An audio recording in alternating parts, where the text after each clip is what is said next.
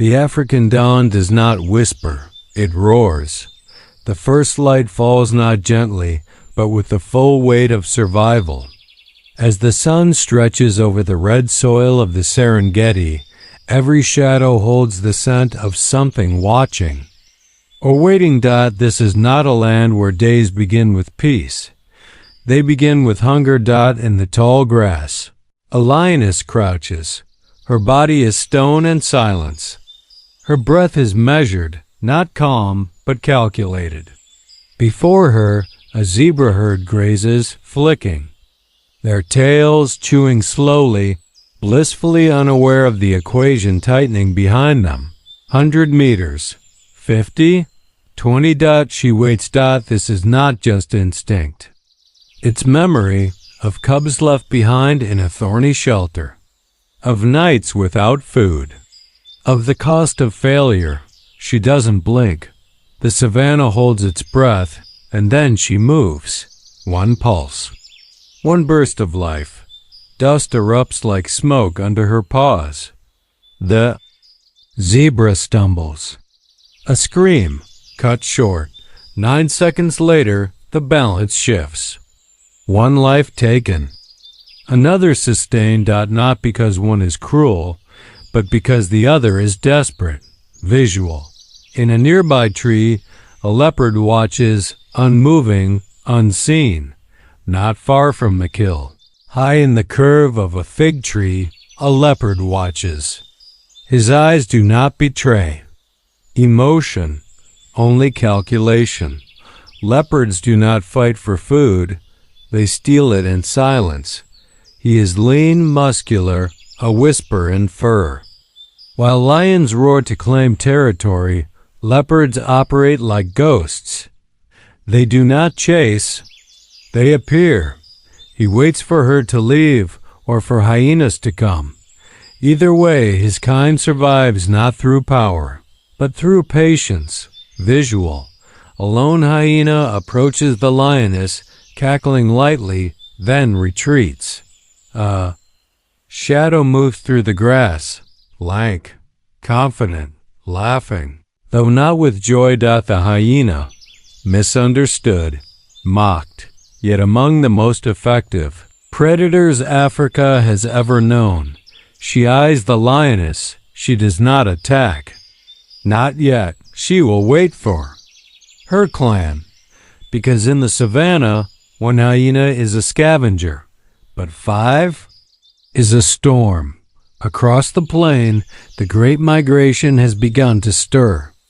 2 million wildebeest thunder forward, not out of joy, but fear. Water is vanishing behind them. Lions move beside them. Crocodiles wait ahead. Still, they run, because standing still is worse. Vultures trace circles above. They are the memory of death, always arriving before it happens. Africa teaches one lesson, again and again. To live, you must move. By midday, the lioness returns to her pride, her kill partly eaten, her ribs still visible. She is greeted not with praise, but expectation. The cubs swarm her.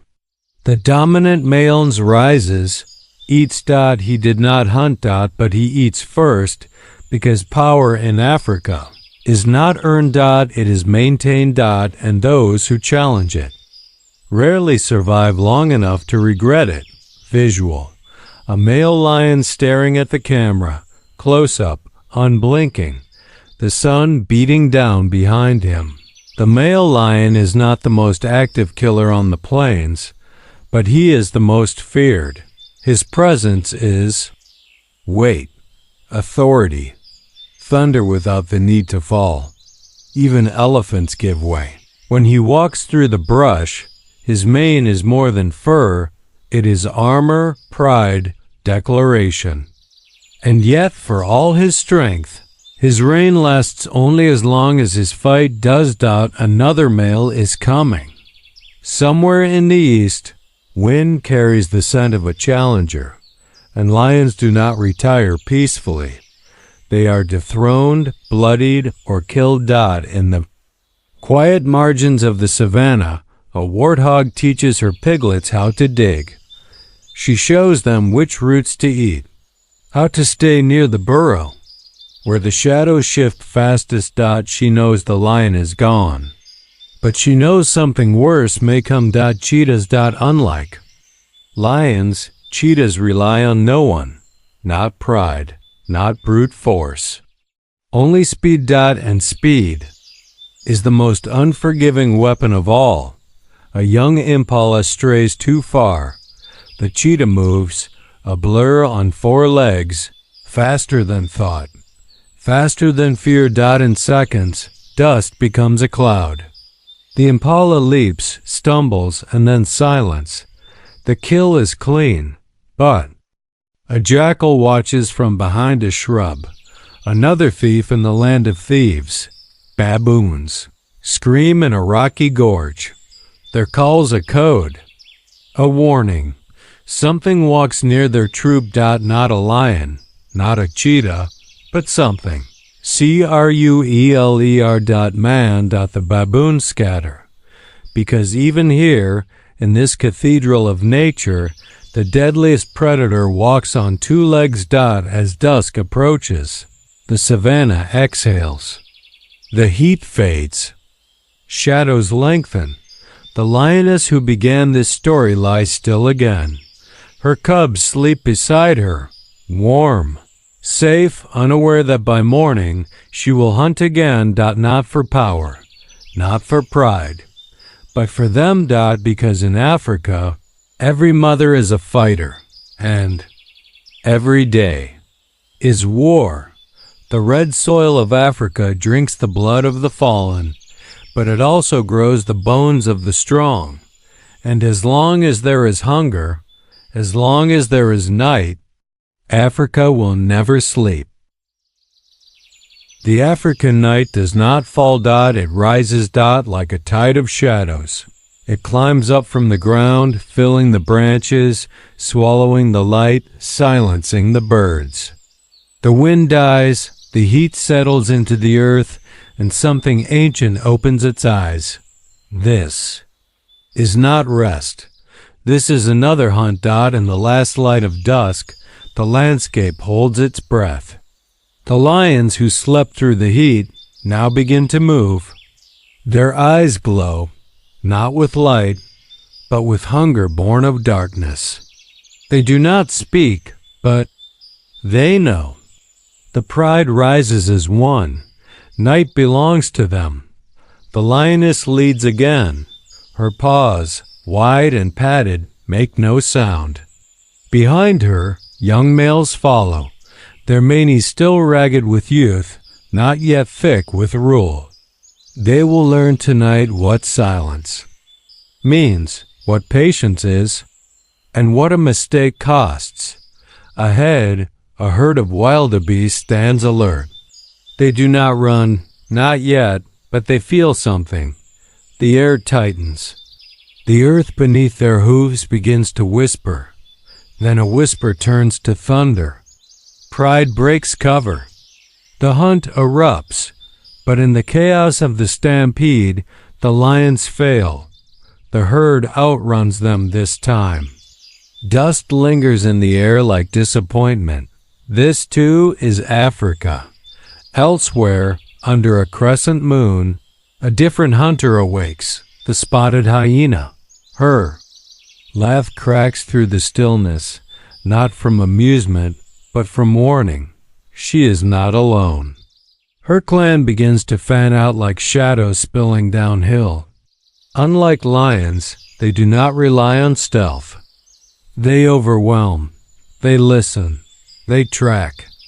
And when they find a kill, left behind by cheetahs or driven off from leopards, they take it without apology. Tonight, they smell blood on the wind. A wildebeest carcass, half-eaten, left near the river. Then they arrive as a swarm. Their jaws crunch through bones as if they were paper. Nothing is wasted. They consume skin, cartilage, hooves, teeth. This is not savagery. This is efficiency. Where lions leave remains, hyenas leave clean earth. In a nearby tree, a pair of civets emerge. Their black masks shimmer faintly in the starlight. No larger than a house cat, they move with the silence of drifting smoke.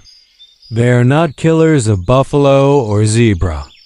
They prefer insects, fruit, rodents. Yet they, too, are predators in their own way. They dance between thorn bushes, their eyes reflecting silver, their tails curling like brushstrokes on canvas. Their world is one of scent and shadow. Few see them, but they see everything, high above. Perched in absolute stillness, a pearl-spotted owl locks onto movement below. Its head tilts, listening. The world for this owl is made of sound, rustling leaves, skittering feet, the pulse of a heartbeat in the grass. It dives. The mouse never hears the wings, only the silence that follows. Deeper in the woodlands, a leopard begins his rounds. He moves like wind. He does not follow paths, he makes them. His spots disappear into the dark like ash blown from a fire. He pauses near a rocky outcrop, scents the air, then climbs. Not for hunting, for watching. This land is his. Not marked by fences or laws, but by his scent on trees and the scars on his face. He's lived 3 mating seasons, fought off younger males, survived droughts and floods. His enemies are not just rivals. They are time. And hunger. And man. Downwind. A pangolin waddles across the trail. Covered in armored scales, it is. Slow, deliberate, almost comical in gait. But when danger comes, it curls into a perfect ball, an ancient defense against even the most determined teeth. Tonight it is Lucky. The leopard watches, then walks on. Even predators know the value of effort. At the edge of a muddy watering hole, a crocodile slides through black water like a whisper beneath the stars. It doesn't need to eat tonight. It fed last week. But it watches anyway. Because in Africa, the waiting is never wasted. In a grove of baobab trees, a troop of bush babies leaps from branch to branch. Their eyes are enormous, glowing orbs in the dark. They chirp to each other like birds. To them, the night is not a threat. It is freedom. No eagles, no snakes, just stars and safety. But safety never lasts long. Beyond the trees, at the edge of a canyon, a pack of African wild dogs emerges. They stretch. Yawn. Nuzzle each other. And then they move. Their coordination is unnatural. As if wired to one mind, they spread into formation, not a line, not a mob. A fluid circle, enclosing, probing. Herding. They spot an impala group in the distance. The chase begins. They do not sprint like water in Africa is never just water. It is memory. It is movement. It is power disguised as stillness. In the north, the soil cracks from thirst. In the heartlands, rivers throb with the rhythm of rain far away. And in Botswana, the Okavango Delta breathes with a pulse entirely its own. This is where the river does not follow the sea. It spills into the desert, and where it does, life blooms and death waits quietly behind every leaf. Morning arrives with mist floating low across the reeds. Sun rises, but the land does not fully wake. It listens first. A herd of red lichwi wades through the shallows. Their legs, built for water, carry them with grace where others would stumble. Their heads rise and fall with caution. They know the river speaks in silence. They know what lives. beneath dot and just behind a log, barely distinguishable from the mud. Two nostrils break the surface. The crocodile, still as death. Patient as the moon. It has waited 3 hours. It will wait longer if needed, because when the strike comes, it will not need a second chance. Elsewhere in the delta, elephants arrive. Not one, not two. A matriarch leads a parade across a submerged path. The young press against their mothers. The older bulls flank the edges. The water reaches their knees. Their tusks glint with sun and wet moss. Their trunks curl to taste the breeze. But the matriarch pauses. She sniffs the air. Her memory stretches back decades. She has crossed this channel every year, but once she saw a calf disappear here. Taken. She tests the ground, then steps forward. Where she goes, they follow, not because she commands them, because she remembers. In a flooded clearing, hippos snort and stir. They do not fear the crocodile. They fear only the sun and each other. The river is theirs by bulk and brutality. But even among giants, peace is fragile. A young bull emerges from the reeds, testing dominance. He roars, a deep, guttural thunder that vibrates through the trees. Another male rises, older, broader, marked by scars across his back and face. The two approach. Neither wants war, but neither will turn away. They clash. Water explodes in arcs. Teeth like ivory daggers slice the air. Mud churns into clouds. Birds flee the trees. When it's done, the young bull limps away, wounded, not destroyed. For now, along the banks, a fish eagle watches the chaos from a high perch. Its white chest glows against the green canopy. It waits, still, like a king in thought. Then, wings spread. A dive. Below, a fish glints just once before the talons claim it. The eagle rises again, prize clenched, silhouette cutting across the rising light. Here, even the sky has predators. Further downstream, a monitor lizard creeps across the mudflats.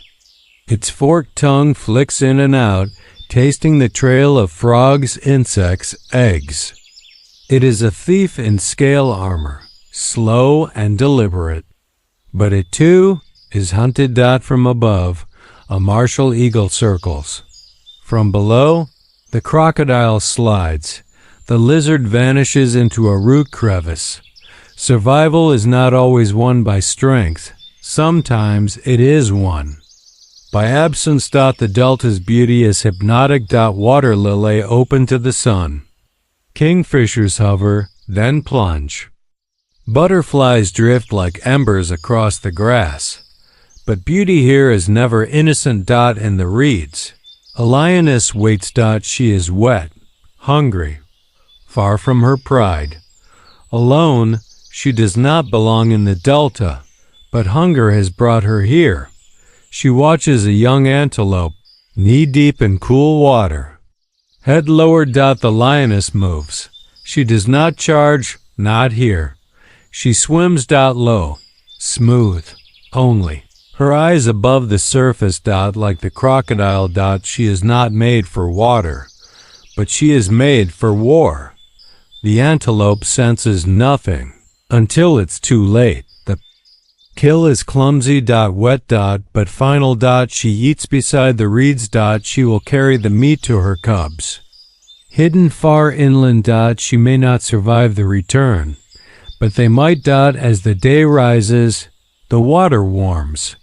Frogs burst into calls. Turtles sun themselves on logs. Baboons splash at the shallows, laughing, bickering, fleeing at the rustle of grass. Every footstep near water may be the last, because when water lies still, it's usually watching. The crocodile finally moves. It selects not the largest prey, not the fastest, but the weakest. A warthog. Thirsty. Alone. It kneels at the bank. The croc erupts, a green blur, an explosion of power and jaw. The warthog disappears. The water ripples, settles, and the river forgets everything except the crocodile. Later, under golden evening light, a young elephant calf strays. It chases a bird, steps off the safe path, sinks. The mother trumpets, a sound that splits the forest. She charges the water, trunks thrashing. The calf flails, but the herd does not panic. They surround, they lift, together. They save him, because memory is not just grief. It is instruction. And in Africa, those who remember survive. As twilight descends, the delta hums with sound. Crickets. Birds. Splashing fish. And beneath it all, something ancient. The heartbeat of a land where water gives life and takes it. Where peace is a moment, and predators wait not with hunger. But with patience, because here the river remembers everything. The land is dry now. The rains have gone, the rivers have receded, and what remains is dust, not lifeless, but waiting. This is the Kalahari. The bones of ancient battles lie buried beneath cracked earth and scorched stone. Wind whispers through thorn trees. The sky stretches, cloudless and brutal, as if daring anything to survive, and some do, but not through size. Not through strength, through speed, through unity. Through knowing exactly when to run and when not to. In the heat haste distance, the cheetah stands still. Its body is carved from air and sinew, its coat dappled gold and shadow, its breathing shallow, calm, deadly. Two cubs linger behind her, watching her every step. They do not understand yet, not really, but they will. A springbok herd grazes nearby, alert, nervous. The cheetah crouches. She does not blink. Every twitch of her tail is calculation. She does not need surprise. She needs a head start.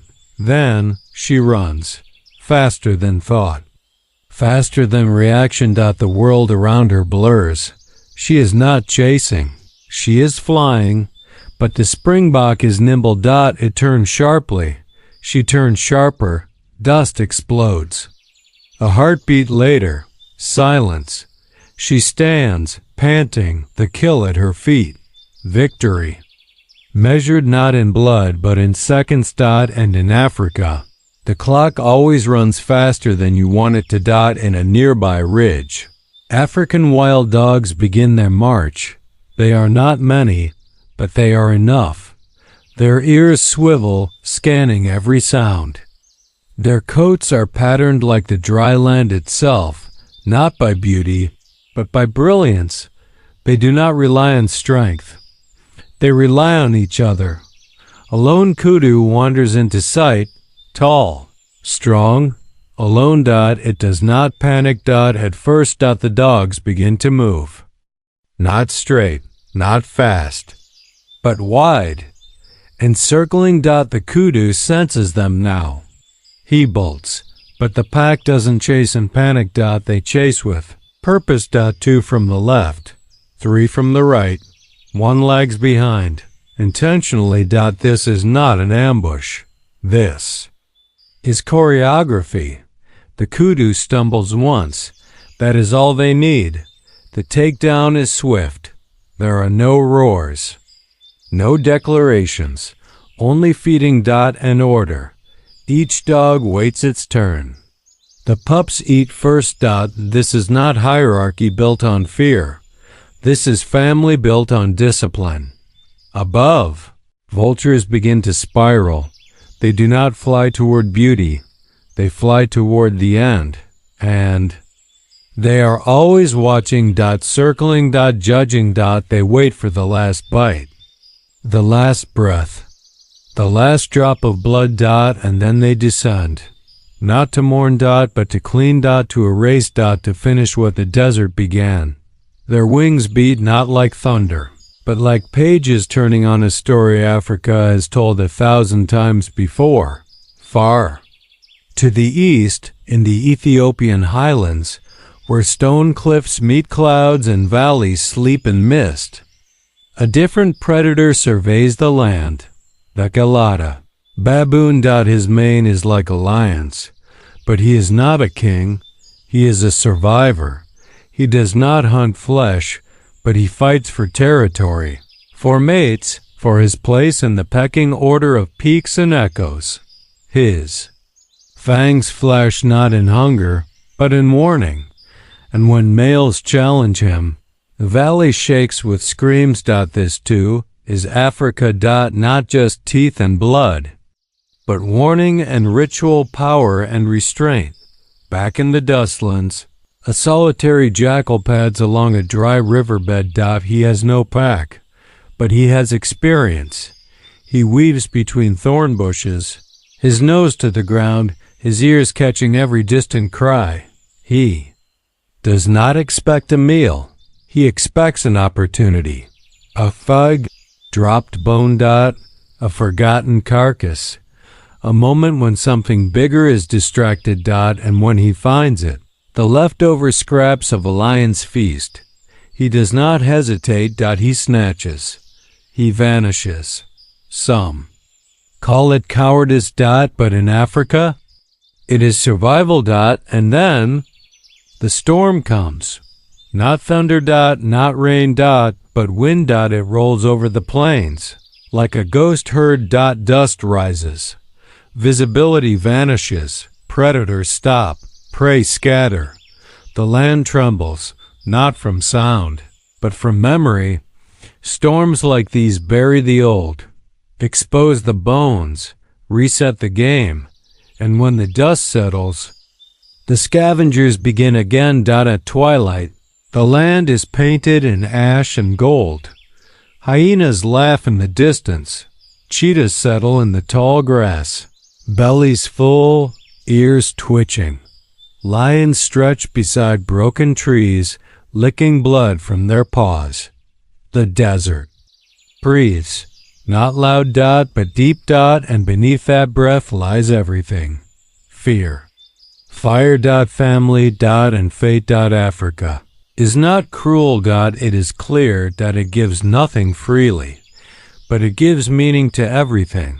A drop of water, a single paw print, the soft thud of an owl landing in the dust, the flash of teeth in tall grass. This continent does not kill for pleasure. It kills because it must. Because hunger does not ask permission, and because life here, in the land of bone and dust, demands not pity. But respect.